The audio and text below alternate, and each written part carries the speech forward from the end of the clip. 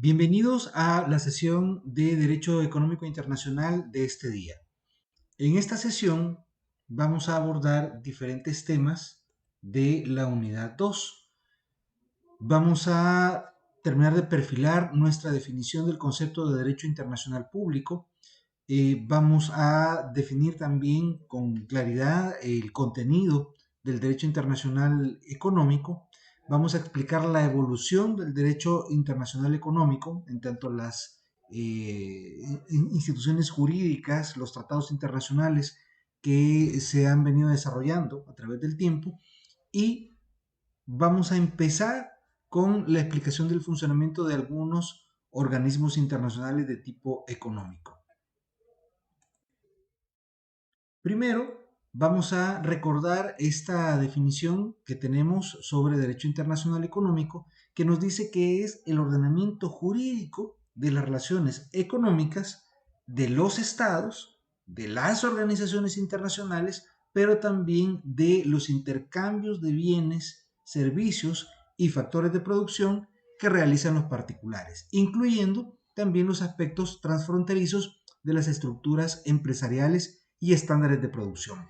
Esto implica que dentro del derecho económico internacional vamos a estar viendo principalmente el funcionamiento de cómo los particulares hacemos negocios en donde tienen que aplicarse reglas nacionales pero de diferentes estados. Imagínense, por ejemplo, el caso de una persona que extrae maderas en El Salvador y las vende en Canadá, las vende en Europa. Entonces, habrá que ver la regulación medioambiental, por ejemplo, que pueda permitir la extracción de esas maderas en este país. Luego, por ejemplo, las estructuras de protección de marcas de una determinada sociedad, de una determinada empresa. Luego, los mecanismos de cómo estos son exportados hacia otro país, o sea, los permisos de salida de estos productos hacia otro país. Y luego, cuando ya estén en un mercado extranjero, cómo estas mercancías son introducidas a ese país extranjero, ¿verdad? Y luego mecanismos de comercialización, de recuperación de capital que puedan haber en estos otros países. Entonces, como vamos a ir viendo durante el desarrollo, vamos a encontrarnos con diferentes problemáticas que han sido generadas a través del tiempo por ese comercio internacional, ¿verdad? Y cómo los estados han venido relacionándose a través del tiempo para ir dando respuestas a esas problemáticas. Y esto viene dado principalmente por una pugna permanente que hay entre dos posturas en el comercio internacional, que es la postura del proteccionismo y la postura de la globalización.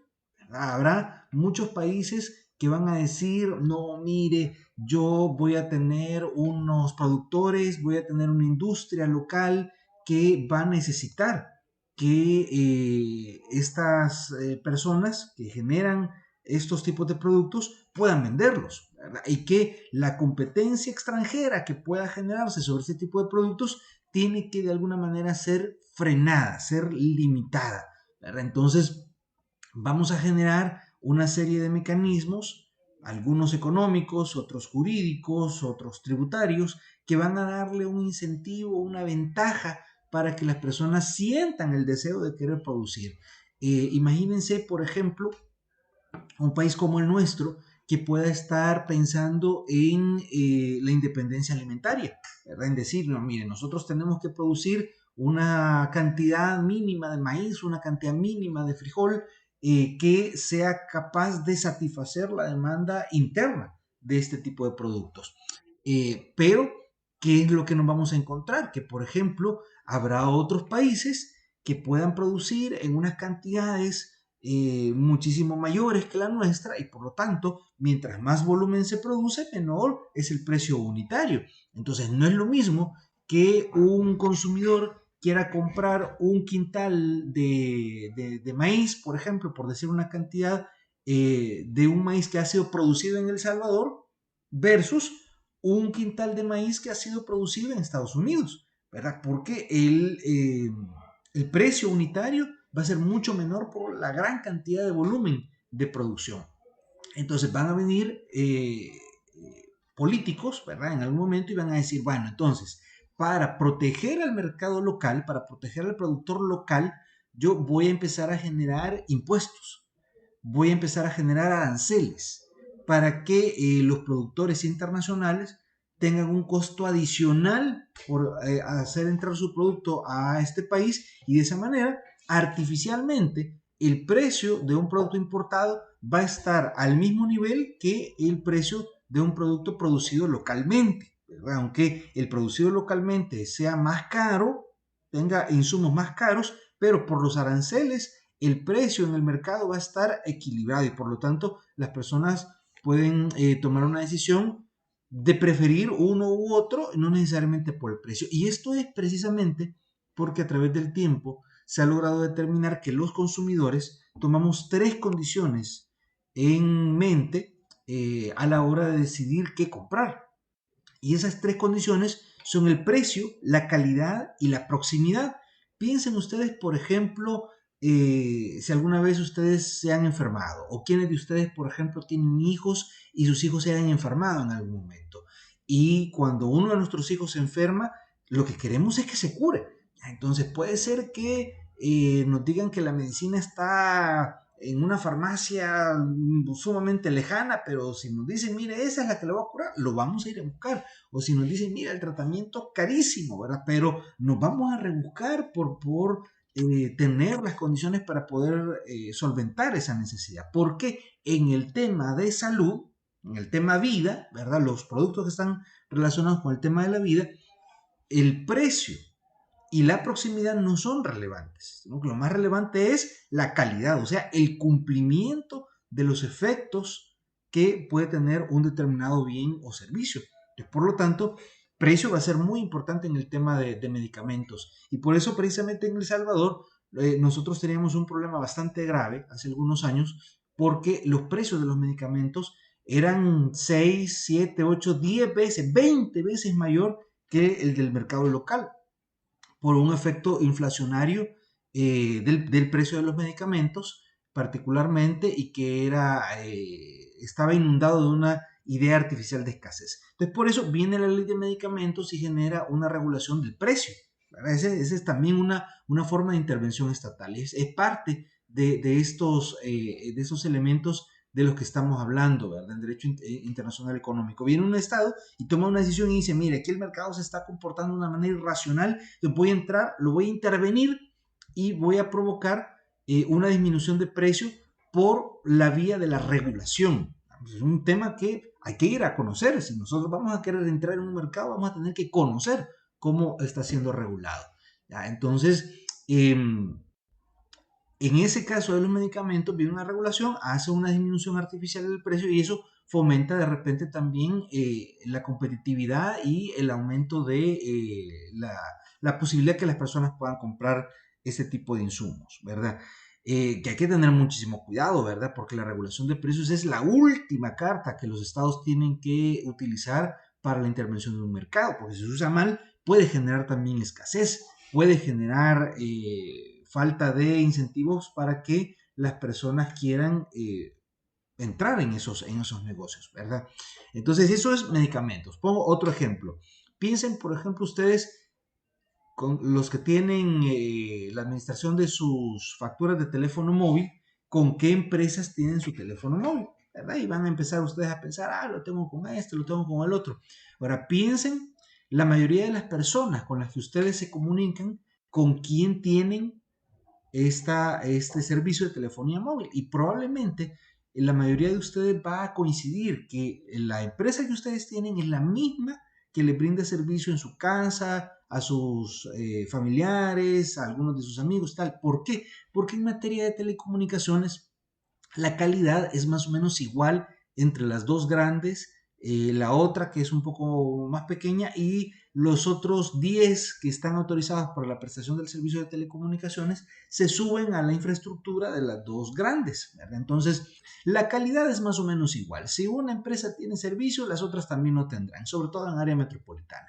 ¿Verdad? Entonces, calidad no es relevante en materia de telecomunicaciones. Proximidad tampoco es relevante porque uno compra saldo a través de internet, en la tienda de la esquina, o tiene un contrato que le llegan a cobrar a la casa. Entonces, no hay una necesidad relevante, grande, permanente de acercarnos hacia el local comercial o las oficinas del proveedor. Entonces, proximidad tampoco es relevante. Entonces, por lo tanto, nos queda precio.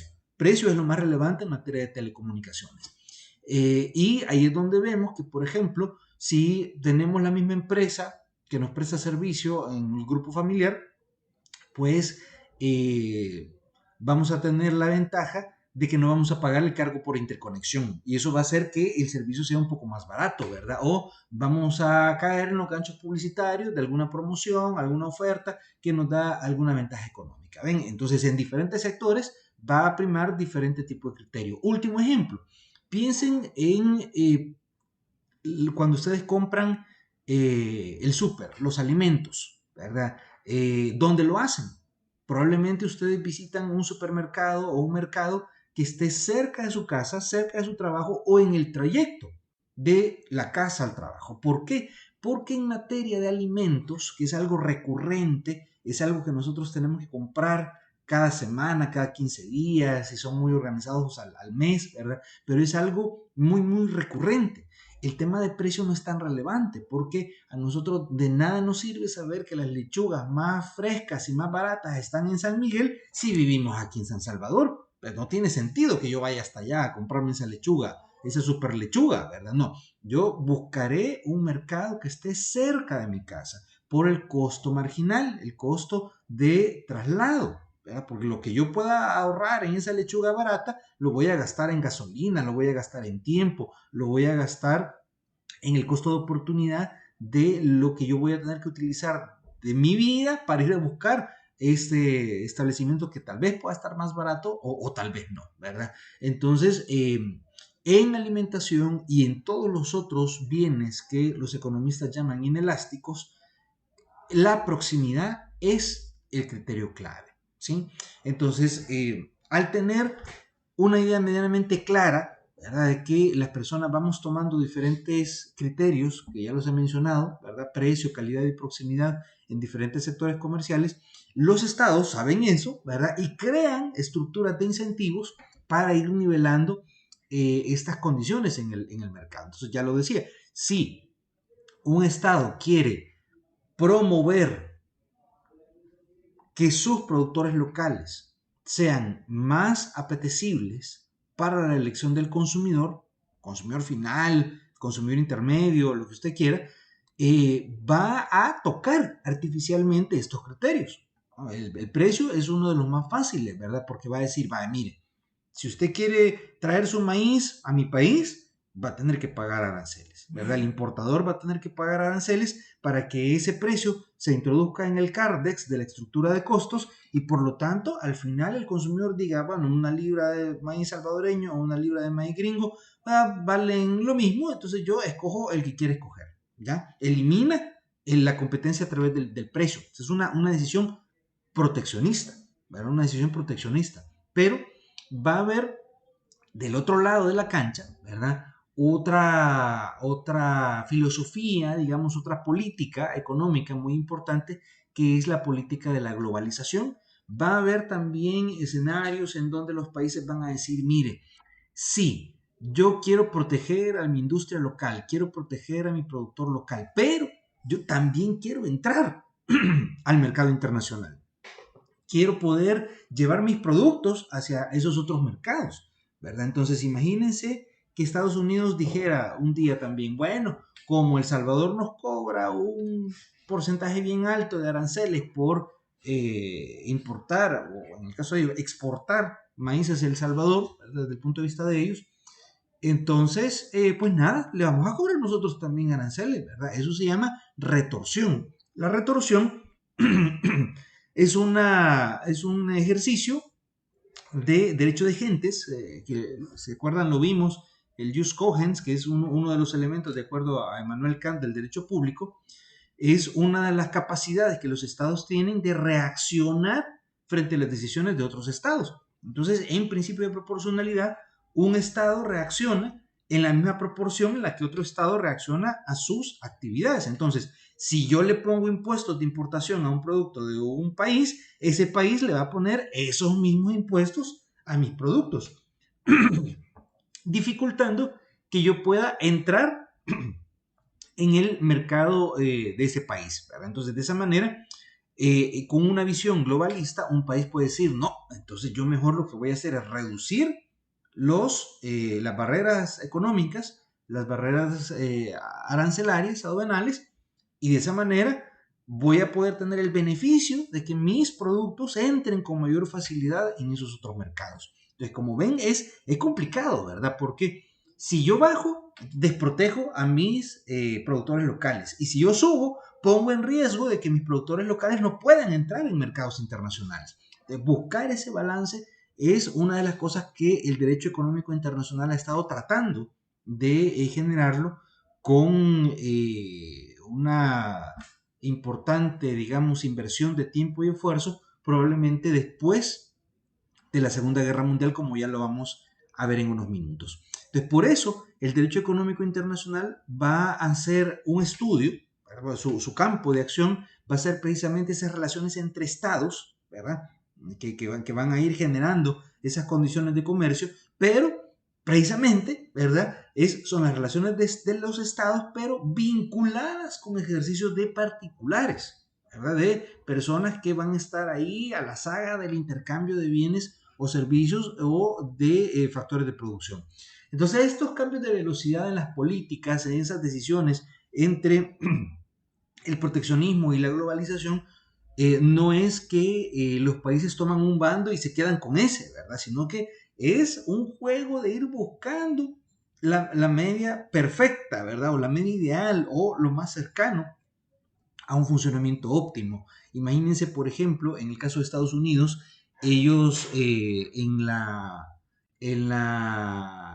el mandato de Donald Trump, en el mandato de los republicanos tienen un corte bastante proteccionista de su mercado local. Entonces vimos políticas como, por ejemplo, incentivos para que las empresas tuvieran sus fábricas físicamente localizadas en Estados Unidos con empleados norteamericanos, ¿verdad? Había incentivos para ese tipo de empresas y había desincentivos para las empresas que eran norteamericanas pero que tenían sus manufactureras en China o en otro país, ¿verdad? Estos tenían que pagar impuestos bien altos, ¿verdad? Penalidades por esa toma de decisiones de transnacionalizar, ¿verdad? Porque claro, no era lo mismo pagarle un salario a un norteamericano para que fabrique un iPhone, hay que pagárselo a un chinito, ¿verdad? Hay que pagarle menos al chinito, ¿verdad? Y el chino produce más, ¿verdad? Entonces, hay empresas que al final deciden tener sus fábricas afuera, ¿verdad? Entonces, Estados Unidos generó unas políticas en el mandato de los republicanos para castigar a las empresas que le apostaban, digamos, a la reducción de costos, sacando de la frontera norteamericana la fuerza productiva. Mientras que los demócratas suelen ser más globalistas en ese sentido, ¿verdad? Y dicen, no, bueno, busquemos una media para que nosotros podamos entrar en esos otros mercados. Y esto explica también un poco la política intervencionista de los demócratas, que es algo bastante permanente y que en términos numéricos podemos ver una mayor presencia, ¿verdad? Si ustedes hacen una cuenta de, por ejemplo, las invasiones bélicas de Estados Unidos bajo los gobiernos republicanos versus las invasiones en gobiernos demócratas, hay más en los gobiernos demócratas, ¿verdad? Porque bajo la bandera de la búsqueda de la democracia, pues también están queriendo incidir en el funcionamiento de mercados que son relevantes para ellos. Son una cosa también de geopolítica muy interesante. Pero bueno, entrando en detalle, ¿verdad? Y como lo hemos visto también en otras sesiones, este derecho internacional económico va a tratar de responder algunas preguntas principales, ¿verdad? Primero, va a preguntarse cuáles son sus fuentes, o sea, cuáles van a ser los parámetros de control, cómo yo voy a saber si estoy desarrollando bien el comercio, cuáles van a ser las reglas que estos comerciantes van a tener que acatar a la hora de un determinado ejercicio.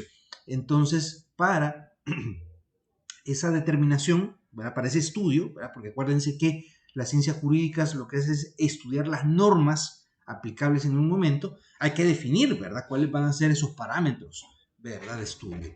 Entonces, las fuentes del derecho económico internacional van a ser primero la costumbre internacional, ¿verdad? Porque hay unos ejercicios que no están basados en las normas, sino que simplemente cómo las personas actuamos de manera espontánea, si usted quiere, ¿verdad? Y lo hemos dicho en algunas ocasiones, hay que recordar que el derecho anglosajón es un derecho muchísimo de costumbre, ¿verdad? Un derecho de precedente judicial, un derecho que no necesariamente va a generar un código, ¿verdad? Un libro, no van a tener como en nuestro caso, ¿verdad? Que tenemos siendo volúmenes, ¿verdad? De derecho mercantil, ¿verdad? Y aquí vamos a ir viendo pues, una ley que si se reforma, que la asamblea, sí tienen ellos un congreso que va emitiendo de tiempo en tiempo algunas regulaciones, pero lo más importante en el derecho anglosajón es la dinamicidad del mercado, ¿verdad? Entonces, por eso la costumbre va a ser muy relevante en esta materia. En un segundo término, vamos a tener los tratados sobre el tráfico económico interestatal, que ya lo vamos a ver en algún detalle. Y por último, los principios generales del derecho, para que también vamos a ver algunos de los que son aplicables a este ámbito del derecho internacional económico. Únicamente como a manera de tener una guía, ¿verdad? De cómo ha ido evolucionando este mercado, ¿verdad? Este escenario, ¿verdad? Jurídico. Vamos a tener primero la OIC, la Organización Internacional del Comercio, ¿verdad? En su momento, ya vamos a ver un poco el tema de fechas, que es como esa intención, esa iniciativa que se tuvo después de la Segunda Guerra Mundial de querer un poco ordenar la casa, ¿verdad? De decir, sí, miren, estamos tratando de reconstruir las economías después de la guerra y un punto importante es el traslado de mercancías entre países, ¿verdad? Y sobre todo porque la reconstrucción estaba demandando una serie de insumos que por los mismos esfuerzos bélicos muchos países no tenían, ¿verdad? Entonces, por eso se puso mucho hincapié en crear una estructura que llevara un poco de orden, un poco de certeza a las personas que estaban haciendo comercio internacional. Entonces, esta OIC, esta primera Organización Internacional del Comercio, que es el germen de la OMC, de la Organización Mundial del Comercio, ¿verdad? Empieza a generar una serie de parámetros, ¿verdad? Y de gestar escenarios de conversación, de negociación entre los países con un moderado éxito. Ya vamos a ver un poco cómo van estas cosas, ¿verdad? Pero uno de los resultados, ¿verdad? De estos escenarios de negociación fue el GATT, el Acuerdo General sobre Aranceles y Comercio, o como sus siglas en inglés significa el General Agreement of Tariffs and Trade. Este Acuerdo General sobre Aranceles y Comercio va dándonos unas reglas, unas primeras reglas de los temas que querían los estados ir desarrollando. Como lo hemos dicho, ¿se acuerdan? El tema de precio, ¿verdad? Se modifica con mucha facilidad con los mecanismos arancelarios, o sea, los impuestos de aduana, los impuestos de introducción de mercancías extranjeras. Entonces, como vieron que había países que protegían sus mercados locales imponiendo aranceles de importación muy altos en algunos casos, ¿verdad? Haciendo prohibitivo el tema de la importación, se generan estos primeros acuerdos sobre aranceles y el comercio, ¿verdad? Y se empieza a descubrir también con estas mesas de trabajo que no solamente eran los aranceles los que generaban una barrera para la importación de mercancías, sino que muchos países tenían también barreras burocráticas, ¿verdad? Que no, que había que llenar un formulario, que hacer un trámite de importación, que obtener un permiso, una serie de cosas que muchas veces eran artificialmente engorrosas, ¿verdad? Que no llevaban ningún tipo de protección efectiva a el derecho de los consumidores de un determinado país, de una región, sino que simplemente se colocaban como barreras, ¿verdad? Y en nuestro medio aún estamos viendo muchísimo de esto. El tema aduanal es un tema terrible. Yo se los comentaba en la sesión de introducción. es un escenario que el ámbito jurídico ha sido secuestrado por no abogados, ¿verdad? Lo cual está bien, ¿verdad? Porque hay una integralidad que es importante que todas las profesiones aporten, pero muchos de los criterios para la determinación, por ejemplo, que son cosas que vamos a ver luego en profundidad, de la determinación de origen, de la categorización del tipo de arancel que le corresponde a un tipo de producto, o el mismo trámite que tenga que hacerse, muchas veces no incorpora un pensamiento legal, no incorpora los principios que vamos a ver más adelante, ¿verdad? Sino que simplemente se generan barreras por generar barreras. Y muchas veces, además, barreras que exceden el aparato burocrático y se convierten en verdaderos cárteles, verdaderas mafias, que si uno no pide permiso a ese cártel, difícilmente va a poder ingresar una mercancía, aunque desde un punto de vista técnico y técnico jurídico puedan estar permitidos. Entonces, estas rondas de negociación y este primer acuerdo general de aranceles y comercio va orientado hacia eso, a que los países únicamente tengan las barreras arancelarias que estrictamente sean necesarias para el buen funcionamiento de los mercados y que además se reduzca en todo lo posible las barreras burocráticas para la importación de mercancías, para que no generen anormalidades en el funcionamiento del mercado.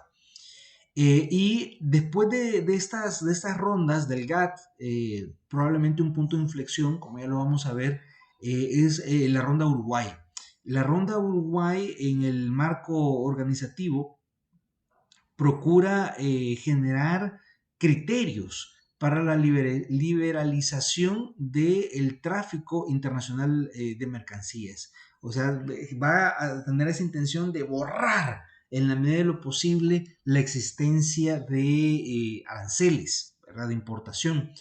En la práctica, esto ya gesta, ¿verdad? La ronda Uruguay es lo que gesta lo que ahora conocemos como la Organización Mundial del Comercio, la OMC, ¿verdad? O en inglés la WTO, ¿verdad? La World Trade Organization.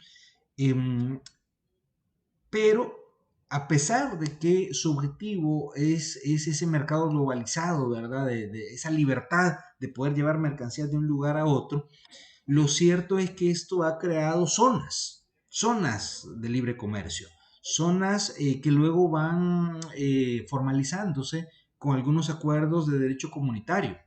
Por ejemplo, tenemos una zona de libre comercio en Europa, ¿verdad? Con la Comunidad Europea.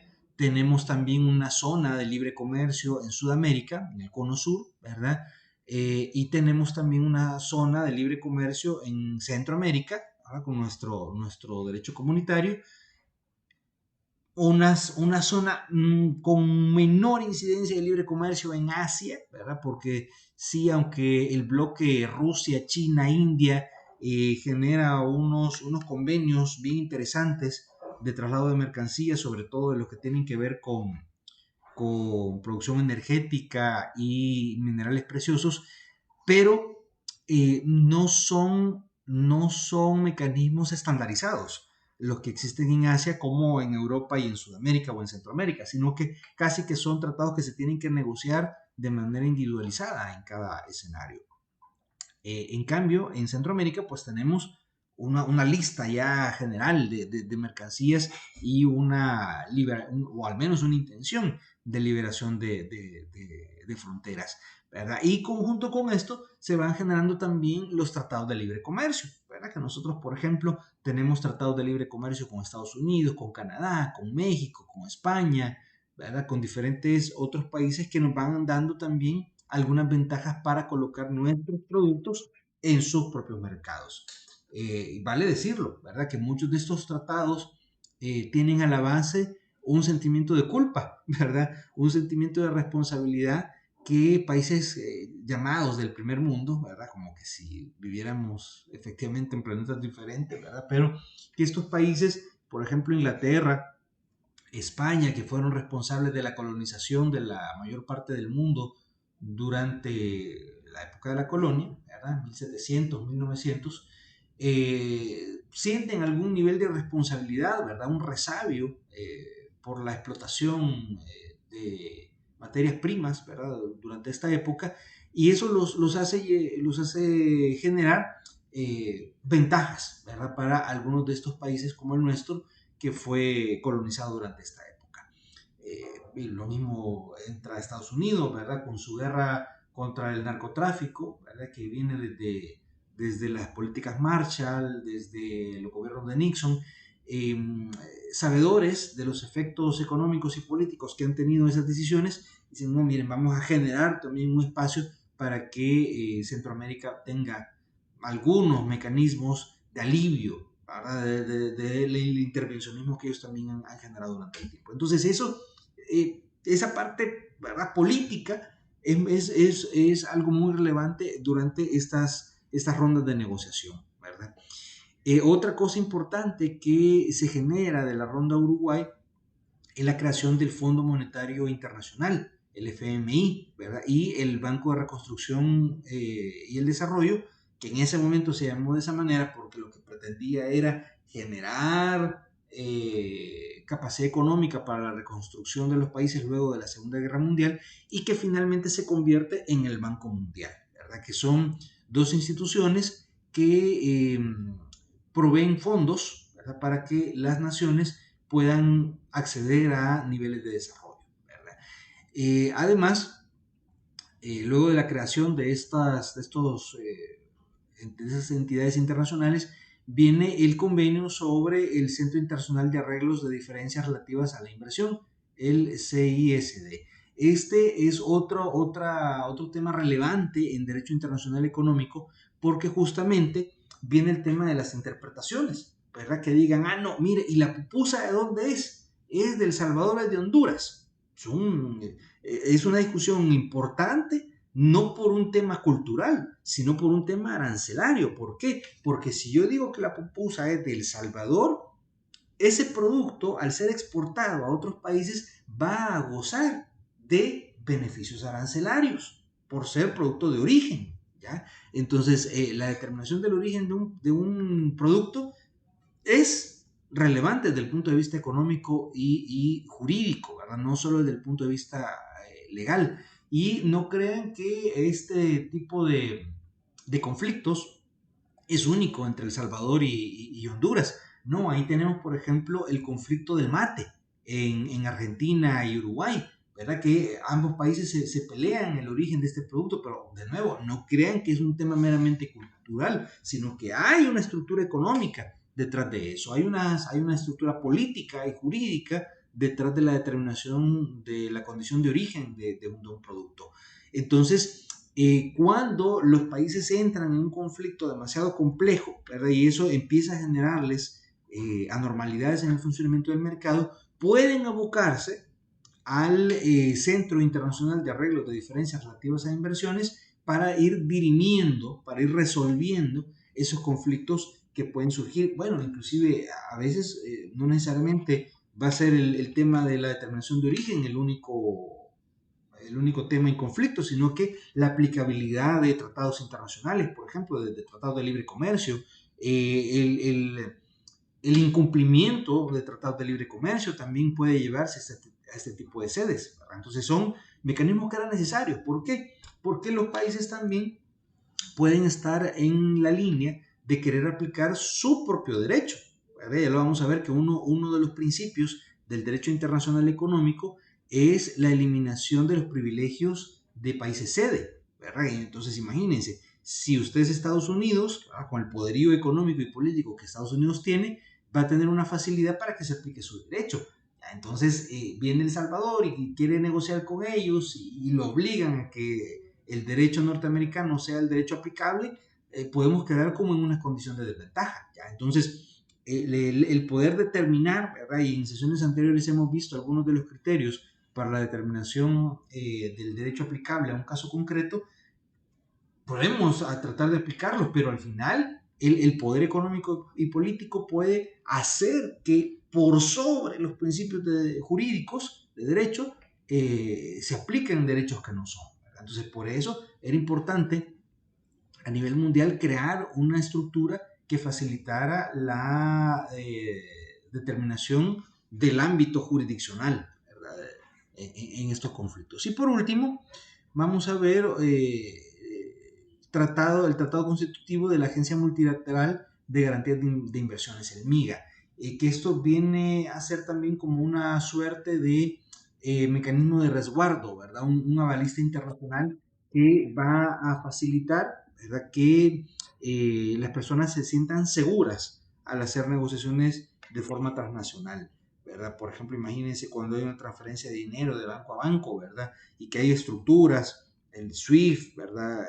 Que permita esa transferencia. No es porque físicamente van a ir maletas de dinero de un lado para otro, sino que serán transferencias electrónicas y habrá una estructura internacional que va a garantizar que efectivamente el dinero al final se traslade, ¿verdad? Y esté disponible para quien lo necesite, ¿verdad? Pero eso únicamente se garantiza con una estructura, ¿verdad? Que lo provea.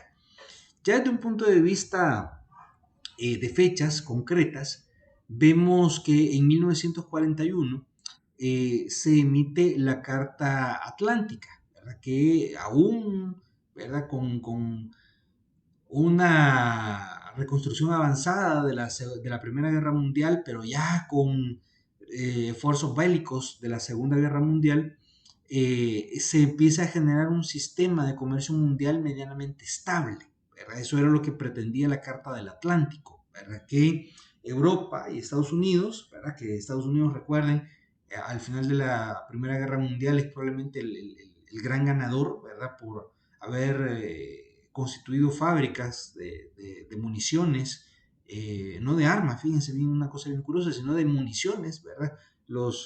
Las empresas norteamericanas lograron leer, ¿verdad? El mapa de necesidades. Entonces, como les comento, el gran ganador de la Primera Guerra Mundial fueron la industria armamentista de Estados Unidos. Entonces se crea la necesidad de hacer un puente, ¿verdad? Un puente atlántico, ¿verdad? ¿Cómo se hace un puente de Gran Bretaña hacia Estados Unidos, ¿verdad? Entonces, este comercio marítimo entre Europa y América se hace muy fuerte en esta época y era necesario crear esas condiciones jurídicas, ¿verdad? Para que tuvieran seguridad. Entonces, la Carta del Atlántico genera precisamente esas facilidades, ¿verdad? Esta Carta del Atlántico, ¿verdad? Que generaba, como lo hemos dicho, esas mesas de negociación sobre temas arancelarios, se empieza a expandir con conferencias, con mesas de conferencias, en Londres en el 46, en Ginebra en el 47 y en La Habana también en el 47, que lo que pretendían era también una reorganización del sistema monetario internacional. Acuérdense que en esta época todavía y hasta los 70 las monedas estaban basadas en un patrón oro, ¿verdad? En patrones de piedras preciosas, ¿verdad? Entonces, la valorización de las monedas resultaba medianamente complejo porque los países tampoco querían exponer cuánto mineral precioso podían tener, ¿verdad? Porque también esos eran secretos de Estado, ¿verdad? Entonces, luego de la Segunda Guerra Mundial y sobre todo con la desaparición de la mayor parte del oro nazi, porque algunos especulan que llegó hasta Argentina, ¿verdad? Y por eso también hubo un auge de la economía argentina durante esa época, ¿verdad? Más allá de las políticas peronistas, eh, va creando inestabilidades también de las monedas locales. Entonces, todas estas conferencias pretendían eso, ¿verdad? Que se supiera cuánto realmente podía valer una libra esterlina, cuánto realmente podía valer un dólar norteamericano o un dólar español, que era la moneda en esa época, ¿verdad? Antes de Franco, ¿verdad? Antes de que ellos generaran la peseta. Entonces, crean en estas conferencias, del 46 y del 47, esa reorganización de los sistemas monetarios, ya empezando a darle vida al Fondo Monetario Internacional y al Banco Mundial, ¿verdad? Para que se generaran esos fondos comunes y se pudieran ir inyectando fondos para la reconstrucción después de la guerra, ¿verdad? Y principalmente a la Organización Internacional del Comercio, ¿verdad? Para ir generando estas condiciones.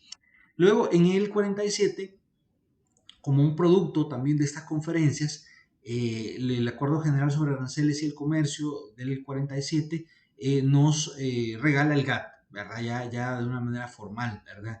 Y lo que se llegó a llamar la cláusula del abuelo, ¿verdad? Que era precisamente la posibilidad de reducir en la medida de lo posible hasta su mínima expresión la grabación arancelaria, ¿verdad? Que pudiera haber, ¿verdad? O sea, las barreras económicas que se tenían en ese momento. En el 48, en la Carta de La Habana, ¿verdad? También otro escenario importante de trabajo, ¿verdad? Es una regulación extensa en materia comercial. Ya se habla del tema de la libre competencia, de una política de desarrollo y del mercado laboral.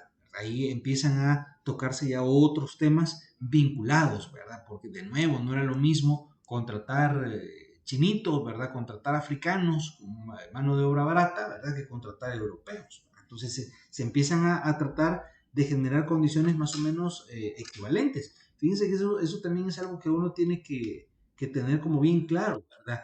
Y tratar de digamos, salir de posturas inocentes, cuando se enarbola la persecución de los derechos humanos en diferentes escenarios.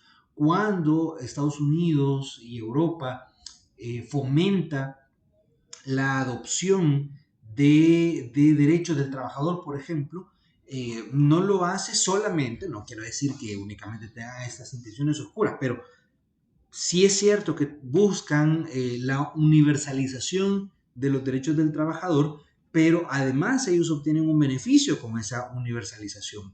¿Por qué? Porque cada vez que hay un aumento en la aceptación de un derecho de un trabajador en un mercado tercermundista, ¿verdad? En mercados latinoamericanos, asiáticos, africanos, lo que eso se convierte es en un aumento en los costos de producción.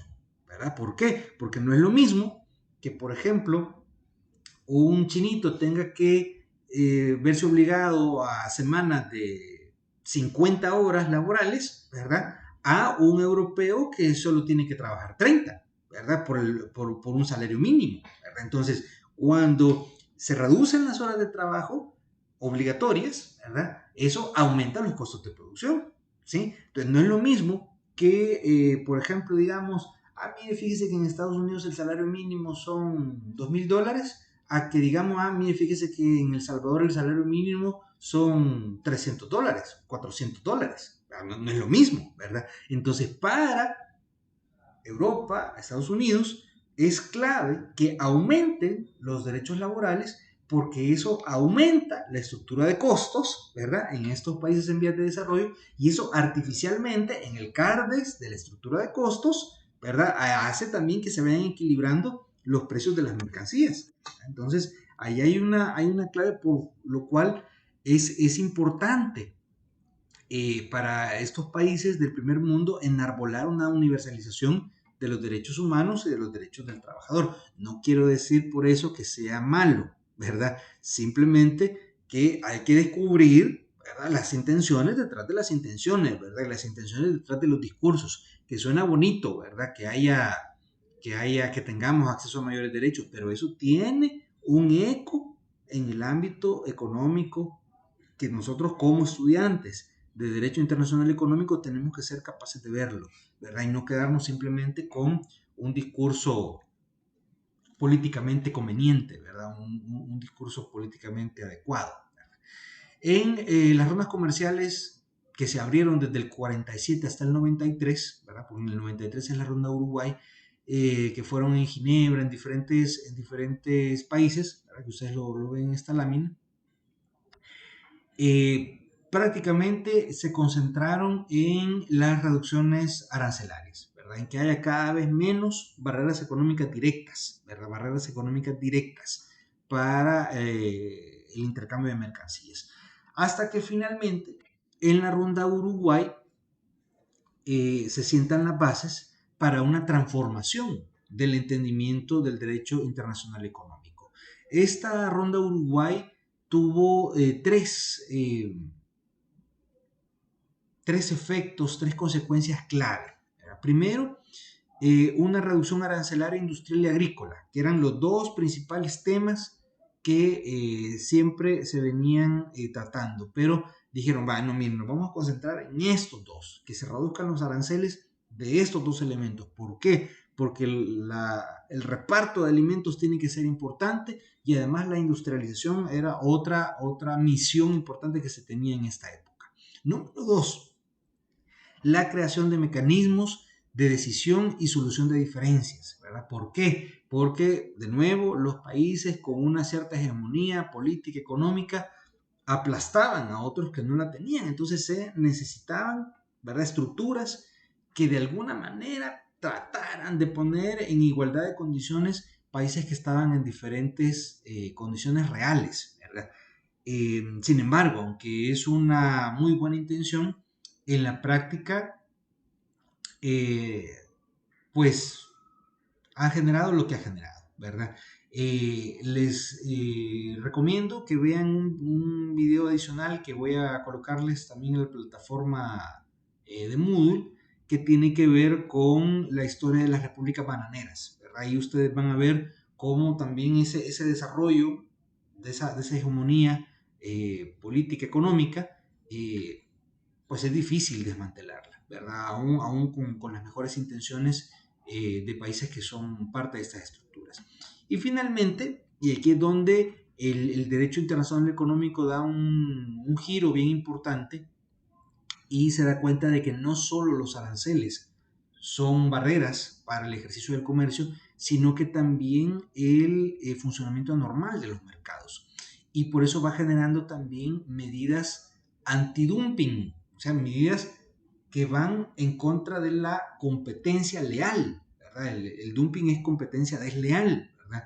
Entonces, se dieron cuenta que las políticas proteccionistas, como las subvenciones y las compensaciones que los estados a veces generan a sus propios productores, son también efectos que se convierten en desincentivos al consumo de productos en otros países.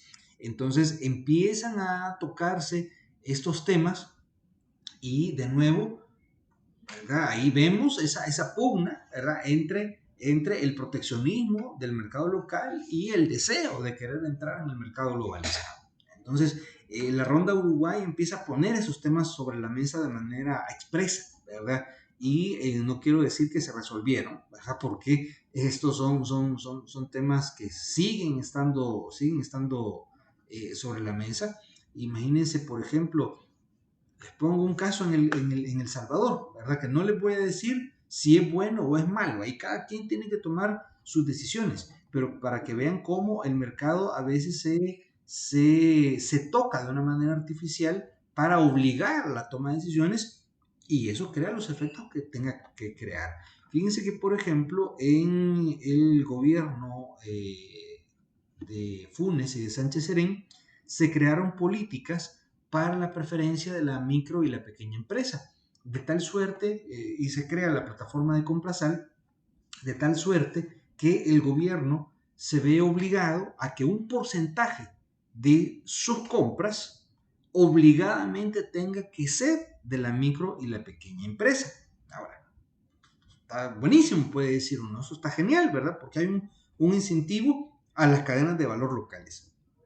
Pero ¿cuál es el tema?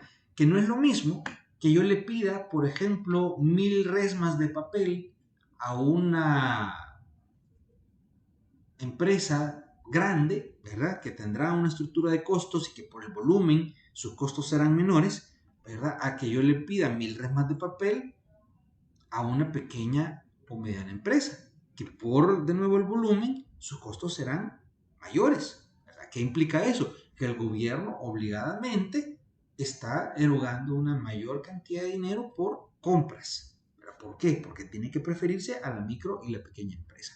Entonces, claro, esto tiene que ver con cadenas de valor y tiene que ver con una distribución del efectivo, tiene una cantidad de efectos. Por eso, insisto, no es que estoy diciendo que las políticas estas sean buenas o sean malas, son políticas que afectan de manera anormal el funcionamiento del mercado.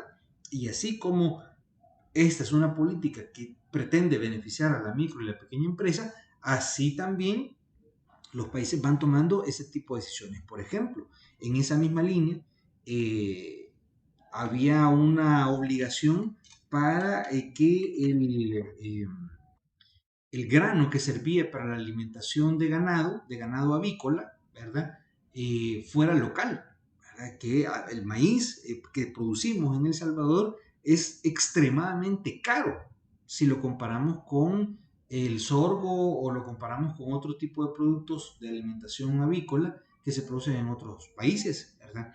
Entonces, eso en la cadena de valor, ¿verdad? Qué bien, ¿verdad? Que se fomente al productor local en este sentido, ¿verdad? Pero hace que se encarezca la producción cárnica, ¿verdad? La producción de carne blanca, ¿ya? Entonces, son decisiones que se tienen que ir tomando, ¿verdad? Que el abogado no es el entrenado desde el punto de vista técnico para opinar si la política es conveniente o es inconveniente, pero sí es importante conocer los mecanismos jurídicos que llevan a esas determinaciones jurídicas, ¿verdad? Entonces ahí es donde vemos los puntos de conexión, ¿verdad? Entre las diferentes carreras. Entonces les menciono un par solo para que ustedes tengan una idea de cuáles son esos temas de medidas antidumping, de medidas de subvención, de medidas compensatorias que se van desarrollando en este tipo de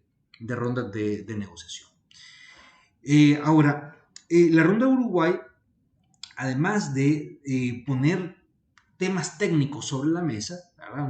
Ya una discusión sin preciosismos ideológicos, ¿verdad? Sino que desde un punto de vista técnico, eh, sienta las bases para la creación de una nueva Organización Mundial del Comercio, ya no la Organización Internacional, ya no la OIC, sino la OMC, ¿verdad? Que nace en 1995, ¿verdad? Con un efecto de la Ronda Uruguay. Y esta Organización Mundial del Comercio va teniendo diferentes líneas de trabajo, ¿verdad? Primero va a gestar, ¿verdad? Va a ser parte de su rol gestar acuerdos comerciales multilaterales, ¿verdad? Porque mire, sí, hay acuerdos que son entre dos países, Tratado de Libre Comercio, Estados Unidos y El Salvador, pero también empezamos a ver que es más conveniente negociar como regiones, ¿verdad? Que si vamos a tener un Tratado de Libre Comercio, que nos conviene que lo trabajemos como región, porque como región somos más fuertes, ¿verdad? Entonces ahí se genera esa posibilidad, ¿verdad? De crear acuerdos comerciales multilaterales.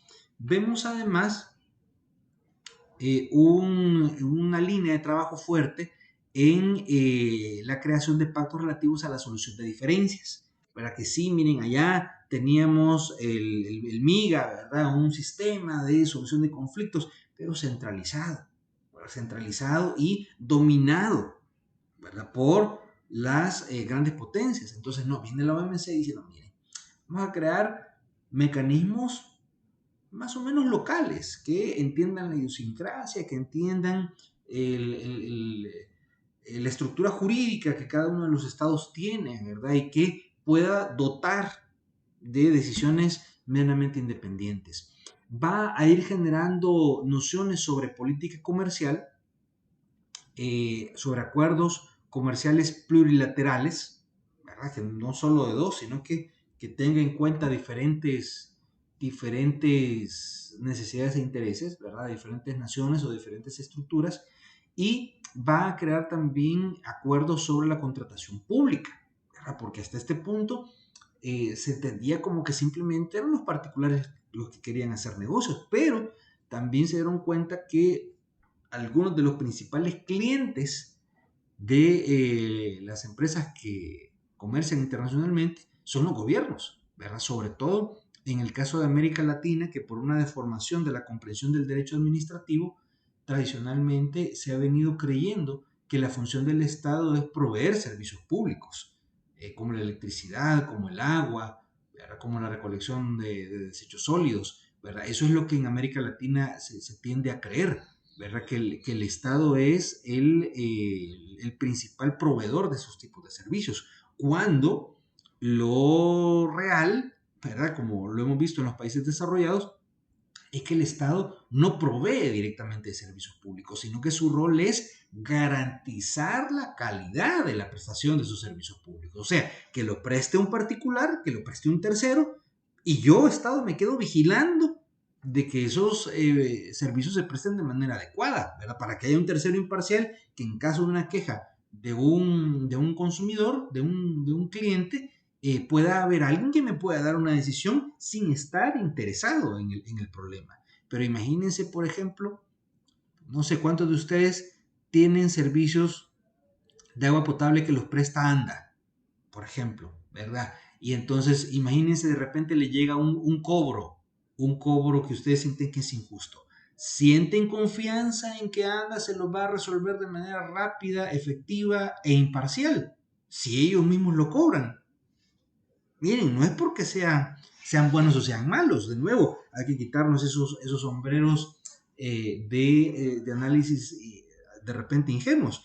Miren, simplemente eso es un análisis de legitimidad. Eso es normal que la misma estructura que hace no puede ser la misma estructura que decida. Entonces ese es un defecto que tenemos todavía muy, muy marcado, ¿no? en nuestro derecho administrativo de América Latina. Pero por eso, por ese defecto, ¿verdad? Material, viene la OMC y dice, no, miren, fíjense que aquí vamos a tener que generar reglas, ¿verdad? Reglas para tener claridad de cuáles van a ser también los derechos y las obligaciones que los estados, como clientes y a veces también como empresas, puedan proveer, ¿verdad? ¿Verdad? Y ahí había un tema importante que generar.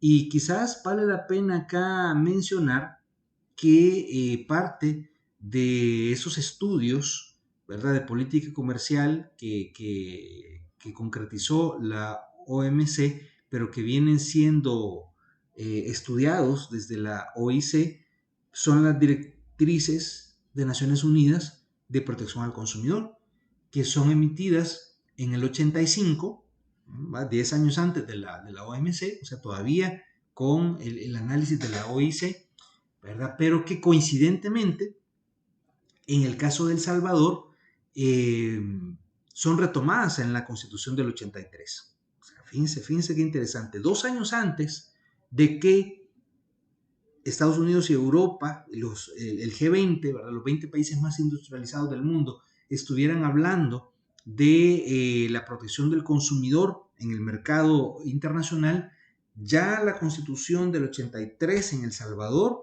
retoma el tema en el artículo 101, en el artículo del orden económico. Entonces ahí vemos también una coherencia, ¿verdad? Con los estudios técnicos, con las voces técnicas que se estaban desarrollando en esta época, lo cual es muy importante y es relevante de reconocerlo, que la Constitución del 83 era una Constitución bien avanzada para el momento, pero no perfecta, ¿verdad? Desde luego, y desde luego necesita ya una actualización seria, ¿verdad? Pero había una línea de trabajo en ese ámbito muy, muy importante.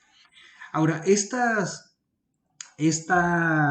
Organización Mundial del Comercio está conformada por una conferencia ministerial, ¿verdad? De diferentes ministros que van siendo parte, ¿verdad? De la OMC, ¿verdad? En ese momento del G20 y luego que se van incorporando otros países menos industrializados. Esta conferencia ministerial tiene 4 órganos principales que también tienen sus subclasificaciones. Primero, tienen consejos, ¿verdad? Los consejos, que son organismos permanentes, ¿verdad? De decisión, de estudio, de decisión, de emisión de normas. Estos consejos son principalmente el Consejo del Comercio de Mercancías, el del Comercio de Servicios y el de aspectos de propiedad intelectual relacionados con el comercio.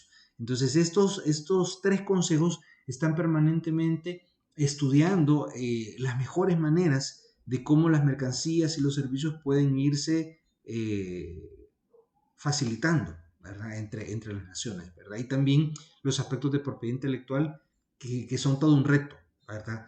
Imagínense, por ejemplo, en 2024 se vence el derecho que tiene Disney de utilizar a Mickey Mouse como propiedad intelectual. ¿Verdad? Entonces, ahí hay un tema de discusión, ¿verdad?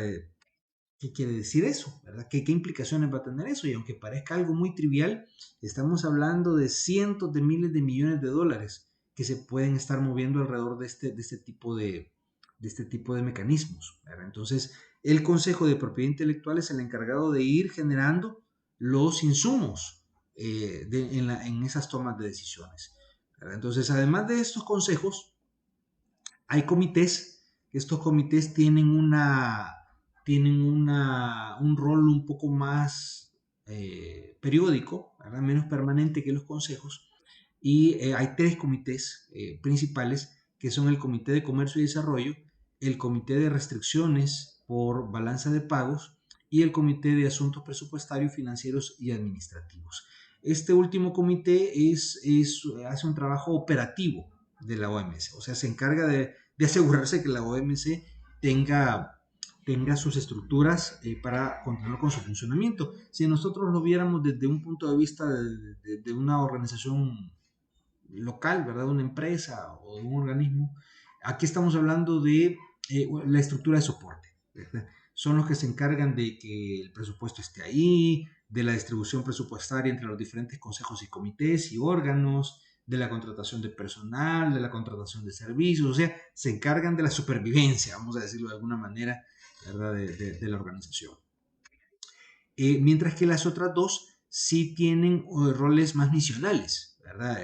Tanto en la de comercio y desarrollo, ¿verdad? Que es ese balance que tiene que irse generando. Ahí se ven temas medioambientales, por ejemplo, temas de consumo sostenible, de consumo solidario, ¿verdad? Para que vaya incorporándose no solo el tema de beneficio económico, sino el tema humano, ¿verdad? Dentro de este ejercicio.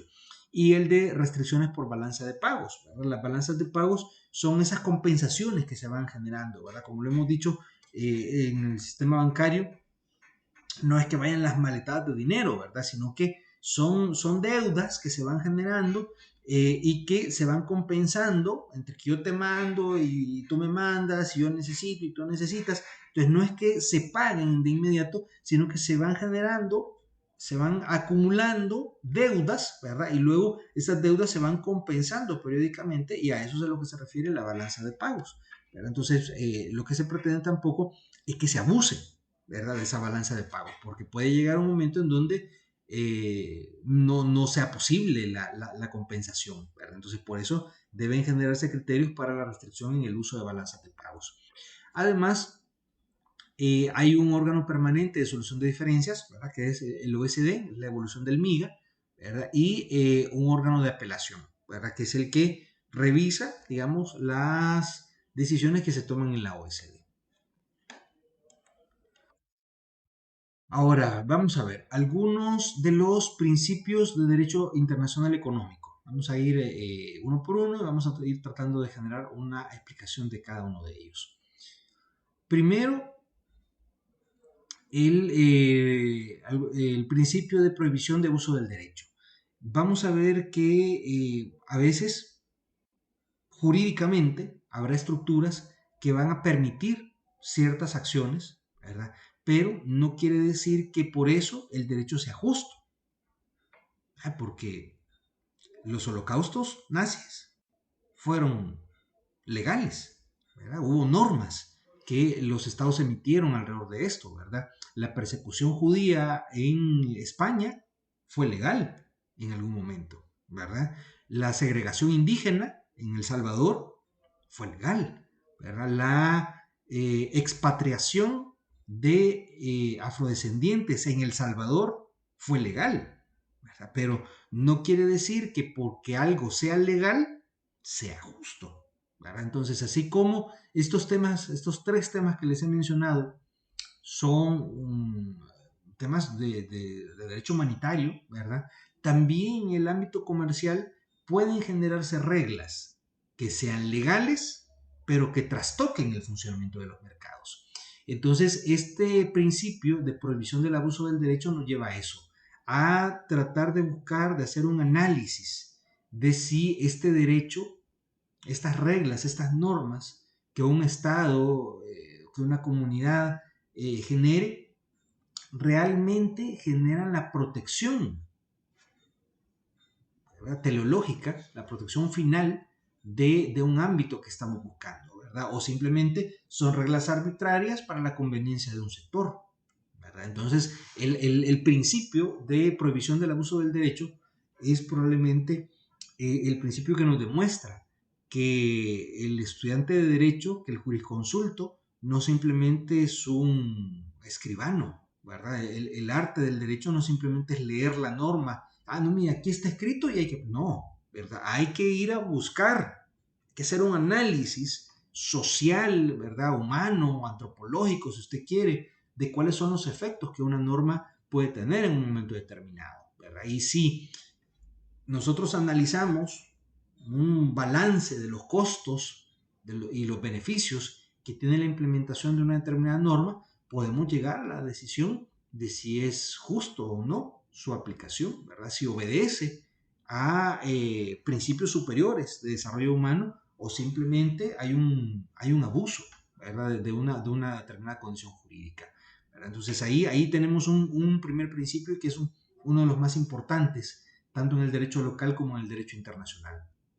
La caducidad, ¿verdad?, lo que en algunos otros foros se conoce como el derecho al olvido, ¿verdad? Hay una prohibición a estados permanentes, ¿verdad?, a que condiciones jurídicas, a que relaciones jurídicas se mantengan de manera total en el tiempo, ¿verdad?, sino que debe haber la posibilidad de renovaciones, de cambios, ¿verdad?, de plazos certeros. Entonces, imagínense, por ejemplo, cuando un Estado concesiona la explotación de un determinado ámbito del mercado, esa concesión debe caducar, debe ser por un tiempo determinado.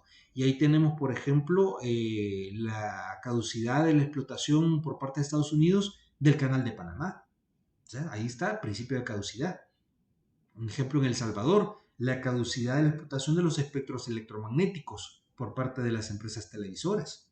Debe finalizar, ¿verdad? ¿Por qué? Porque los avances tecnológicos van requiriendo que se vayan liberando espacios, ¿verdad?, para poder hacer una explotación adecuada de ellos, ¿verdad? Entonces, la caducidad, o sea, que haya tiempos en los que van terminando las relaciones jurídicas, es clave en el derecho.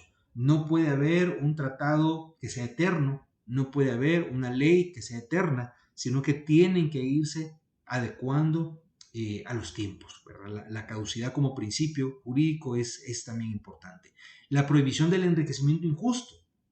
Mire, sí, que yo tengo aquí un determinado producto, le asigno un valor a través de una apreciación de una escasez artificial que yo mismo he provocado, ¿verdad? De repente, ¿verdad? Esa misma percepción, y eso me provoca un enriquecimiento sin que haya un trabajo de fondo, ¿verdad? Sin que haya un respaldo de ese enriquecimiento. Entonces ahí también hay una prohibición importante, ¿verdad? Que si yo no he dado algo a cambio, tampoco tengo derecho a acceder a un beneficio, ¿verdad? Sino que tiene que haber intercambios medianamente equivalentes de valor, ¿verdad? Para que sea legítimo, digamos, el acceder a un enriquecimiento. Gestión de negocios ajenos sin mandato, ¿verdad? Eso también es importante porque muchas veces el apoderamiento, el que se genere un documento en donde yo le doy una facultad a una persona, puede ser más o menos engorroso en los países. Entonces, se debe reconocer la posibilidad de la existencia de la agencia oficiosa. ¿Qué es esto? Que una persona ejerza, sin que haya un documento plenamente legítimo, ejerza el rol de protector, ¿verdad?, de unos derechos, de unos intereses de alguien que está ausente, para que precisamente haya un dinamismo, ¿verdad? Y que no me estén pidiendo demasiados requisitos para demostrar que yo represento a una persona, claro, con sus límites, ¿verdad? Pero la figura de la agencia oficiosa inclusive ha llevado a la creación de tratados internacionales, por ejemplo, el Tratado del 68 de la Haya, que es sobre la eliminación de requisitos excesivos para la validez de documentos en el extranjero, que es el que nos permite las apostillas, la apostilla de la Haya, ¿verdad? Para poder decir, mire, sí, esta partida de nacimiento vale en otro país, este poder que lo emite aquí un notario salvadoreño va a tener valor en otro país.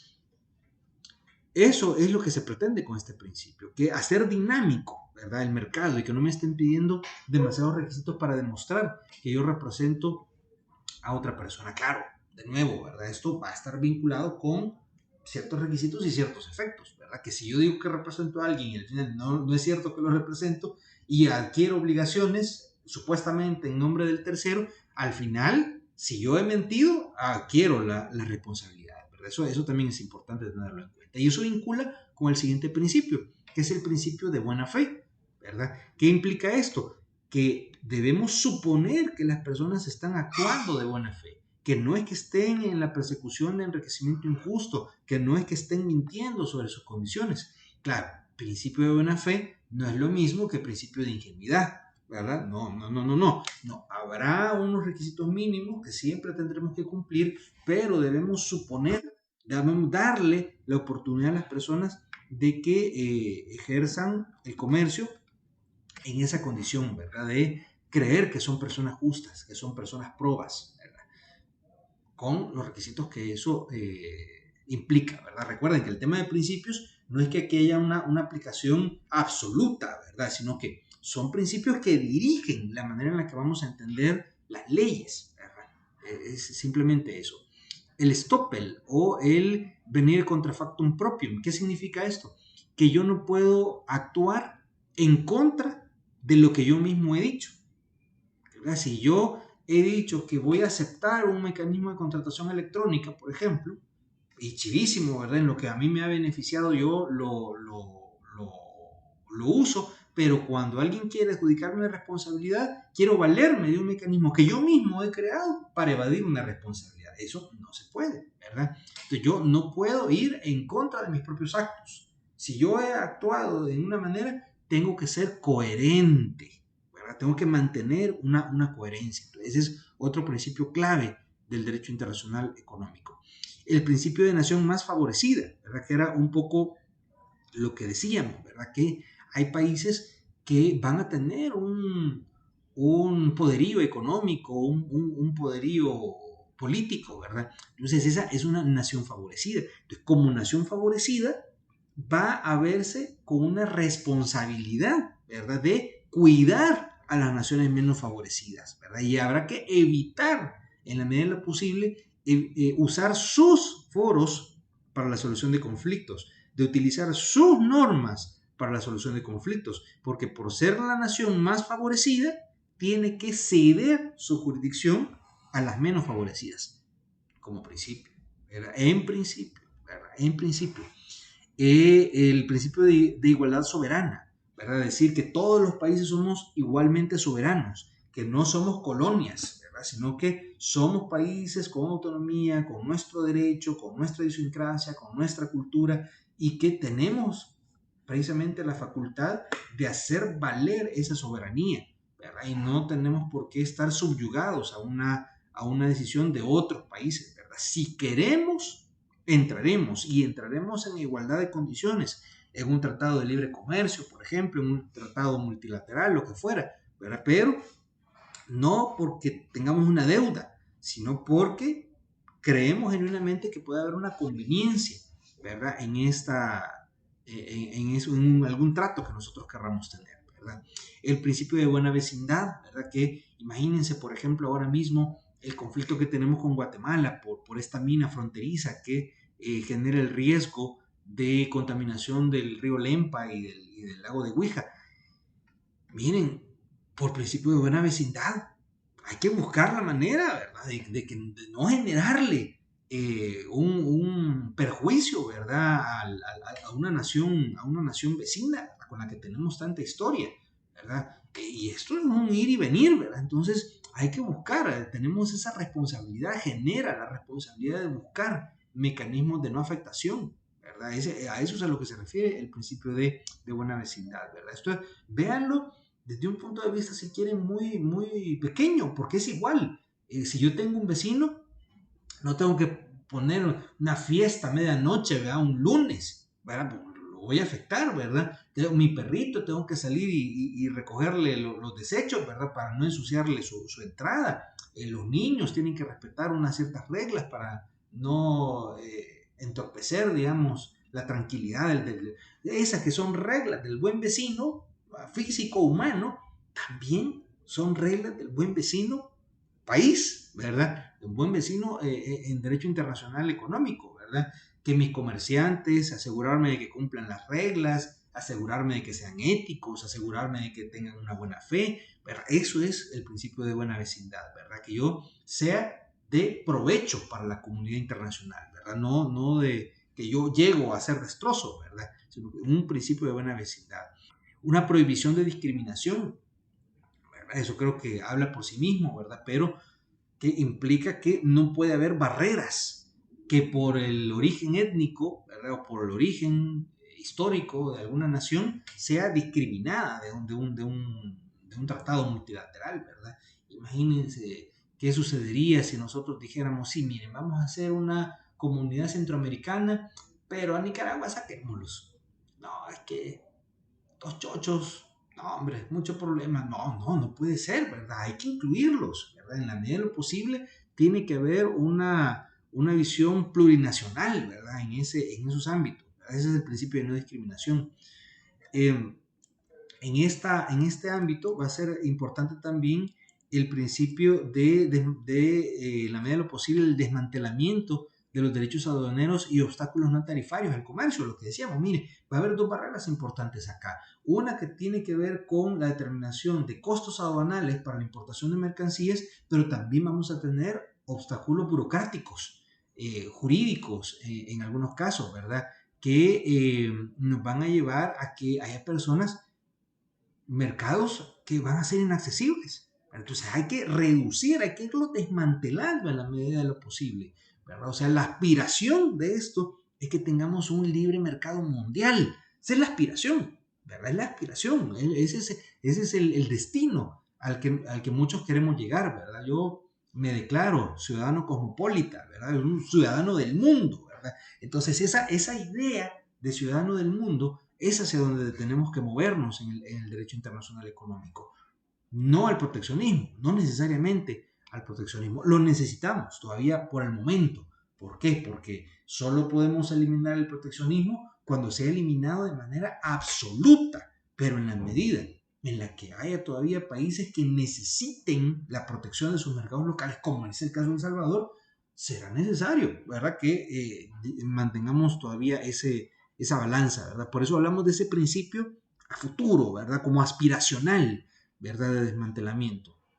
Y por último, el principio de garantía de competencia. Y esto lo pongo entre comillas precisamente por esa misma línea de pensamiento, ¿verdad? Porque sí es cierto que tenemos que tener una garantía de poder competir en igualdad de condiciones, pero vale la pena que nos preguntemos, ¿y somos capaces de competir en igualdad de condiciones? No solo desde el punto de vista jurídico, que lo jurídico es lo más fácil de nivelar, es lo más fácil de obtener.